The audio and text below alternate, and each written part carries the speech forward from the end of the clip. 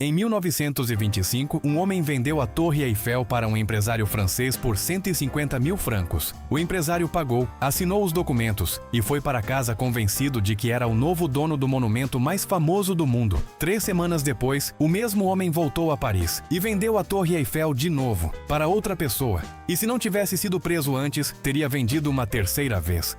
O nome dele era Victor Lustig, e ele não era apenas um golpista. Era o homem que transformou a mentira em arte.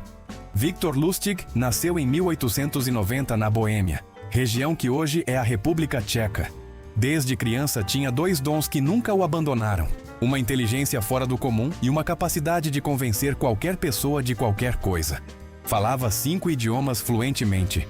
Tinha modos refinados, vestia-se como nobre e sabia exatamente como se comportar em qualquer ambiente social, de cabarés às salas de reunião de banqueiros. Mas usou tudo isso para uma única coisa: golpes. Aos 20 anos, já circulava pelos transatlânticos que cruzavam o Atlântico entre Europa e América, aplicando golpes em passageiros ricos durante as viagens. Ninguém suspeitava. Ele parecia rico demais para precisar roubar. E foi exatamente essa a base de toda a sua estratégia: parecer mais legítimo do que qualquer pessoa legítima na sala. Em maio de 1925, Victor Lustig estava em Paris lendo um jornal quando encontrou um artigo que mudaria sua vida. O artigo dizia que a Torre Eiffel estava em estado precário de conservação. O custo de manutenção era alto demais. O governo francês estaria avaliando o que fazer com a estrutura. Lustig leu aquilo e teve uma ideia que qualquer pessoa sensata descartaria em segundos. E se ele vendesse a Torre Eiffel? Não era brincadeira, era um plano. Ele mandou imprimir papéis timbrados falsos do Ministério de Correios e Telégrafos do governo francês. Criou um cargo fictício: secretário-geral do ministério. Depois, selecionou 5 empresários do setor de sucata em Paris. Homens ricos, ambiciosos e discretos, porque o tipo de negócio que ele ia propor não era o tipo que se conta para os amigos. Convidou os 5 para uma reunião confidencial em um dos hotéis mais elegantes de Paris. E ali, com papéis oficiais na mesa e tom de funcionário entediado, Victor Lustig apresentou a proposta. O governo francês havia decidido demolir a Torre Eiffel e vender o metal como sucata. A decisão ainda não era pública e, por razões políticas, precisava ser mantida em sigilo absoluto até a conclusão do processo. Eles eram os únicos convidados a dar um lance. Entre os 5 empresários havia um chamado André Poisson. Poisson era novo em Paris, vinha de fora e carregava aquela insegurança típica de quem ainda quer provar que chegou. Era exatamente o perfil que Lustig procurava. Durante os dias seguintes, Lustig cultivou Poisson com atenção cirúrgica. Reuniões privadas, informações exclusivas, a sensação de que ele era o favorito entre os 5 candidatos.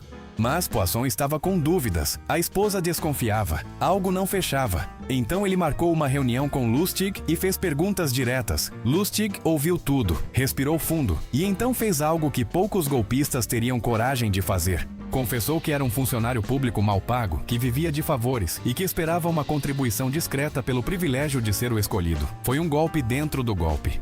Porque ao admitir que queria propina, Lustig transformou a transação em algo familiar para Poisson. Corrupção ele entendia. Corrupção era real. Corrupção significava que o negócio era legítimo. Poisson pagou 150 mil francos pela Torre Eiffel. Assinou os documentos falsos, apertou a mão de Lustig e foi para casa convencido de que seria em breve o homem mais rico de Paris. Victor Lustig pegou o dinheiro e foi para Viena naquela mesma noite. Esperou 1 semana, 2 semanas. Nenhuma notícia nos jornais, nenhuma denúncia à polícia. E aí entendeu. André Poisson estava com vergonha demais para contar que havia comprado a Torre Eiffel de um golpista. Admitir o golpe significava admitir a própria ingenuidade e a propina que havia pago. Então Lustig voltou para Paris e fez tudo de novo. Novos papéis timbrados, novo hotel elegante, novos 5 empresários de sucata. Dessa vez, o escolhido foi ao jornal. Lustig foi preso, mas em Viena por outros crimes meses depois. Não especificamente pela venda da Torre Eiffel. E quando o julgamento aconteceu, a história da Torre Eiffel virou anedota.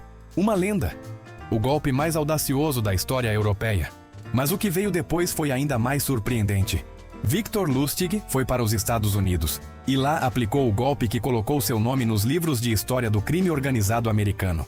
Ele convenceu Al Capone, o maior gangster da história do ZEUA, a investir $50 mil em um negócio fictício. Al Capone, o homem que mandava matar pessoas por muito menos.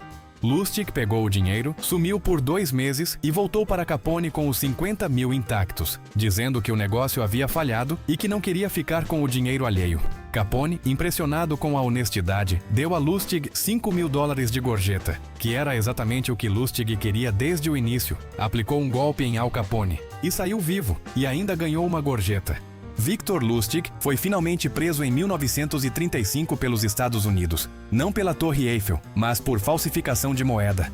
Foi condenado a 20 anos na prisão de Alcatraz. Morreu lá dentro em 1947, mas antes de morrer, deixou um documento que circula até hoje entre estudiosos de psicologia e vendas, o chamado Manual do Golpista de Victor Lustig. 10 regras que ele seguia em cada golpe.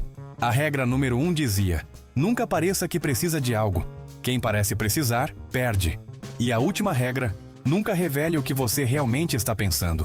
Para um homem que vendeu a Torre Eiffel 2 vezes, parece um conselho razoável. Se você achou essa história absurda, o próximo vídeo vai te deixar ainda mais sem chão. Vou te contar sobre o experimento psicológico que foi tão longe que precisou ser interrompido no 3º dia, e o que ele revelou sobre o ser humano que ninguém quer admitir. Inscreva-se para não perder.